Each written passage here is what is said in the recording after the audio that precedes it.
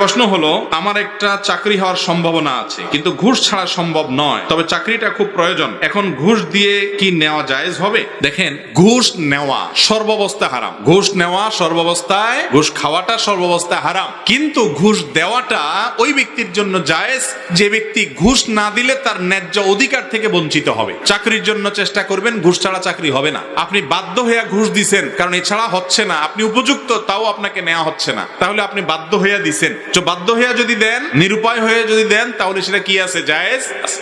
কিন্তু আমাদের সমাজে আজকাল বেশিরভাগ মানুষ আমরা বাধ্য হয়ে ঘুষ দেই বা না দেই, অনেক সময় সাইদাও ঘুষ দেই। সরকারি অফিসার বেচারারা এখন আজকাল আর চাওয়া লাগে না, চাওয়ার আগেই আমরা কি দিয়ে দেই? বিশেষ করে অবৈধ সুবিধা নেওয়ার জন্য ঘুষ। ড্রাইভিং লাইসেন্স পাইতে এতদিন লাগবে, পাসপোর্ট পাইতে এতদিন লাগবে, আপনার দরকার আরো তাড়াতাড়ি, এজন্য ঘুষ দেন। বলে ভাই খুশি মনে দিছি, খুশি মনে। অতএব এগুলো করা যাবে না। তবে হ্যাঁ, নিরুপায় অবস্থায় আছেন যে আপনার ন্যায্য অধিকার কিন্তু আপনাকে বঞ্চিত করা হচ্ছে, ঘুষ ছাড়া ফাইল ছাড়বে না, আপনি বাধ্য হয়েছেন, এখানে দিয়েছেন, আপনার গুনাহ হবে না ইনশাআল্লাহ।